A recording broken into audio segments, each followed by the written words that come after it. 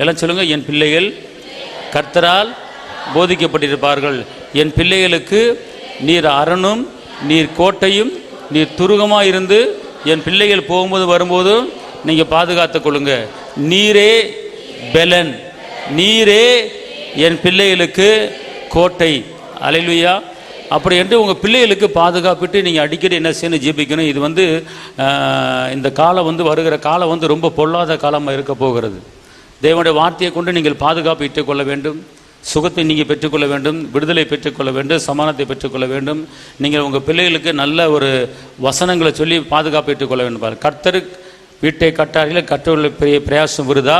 கர்த்தர் நகரத்தை காவல் காக்கலைன்னா காவல் காக்கிறவர்கள் விருதா. கர்த்தர் காவல் இல்லைன்னா ஒன்றும் செய்ய முடியாது.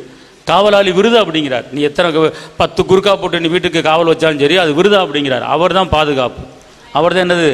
பாதுகாப்பு. என் பிள்ளைகள், அதாவது என் தாழ்பால்களை பலப்படுத்தி என் பிள்ளைகள் ஆசீர்வதிப்பார். அப்போ இந்த மாதிரி வசனங்கள் அடிக்கடி உங்கள் பிள்ளைகளுக்கு என்ன செய்யணும் சொல்லணும் பார்த்துக்கொள்ளுங்க.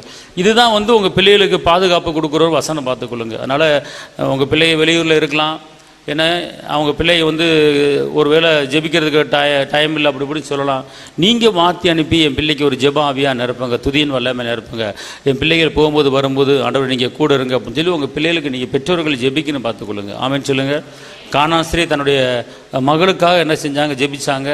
அதே மாதிரி மார்க் 9 தன் மகனுக்காக ஒருத்தர் ஜெபிக்கிறார், தகப்பன் ஜெபிக்கிறார் பார்த்துக்கொள்ளுங்க. அதனால் பிள்ளைகளுக்கு ஜெபிங்க. கர்த்தரை அதிகமாக என்ன செய்ய தேடுங்க.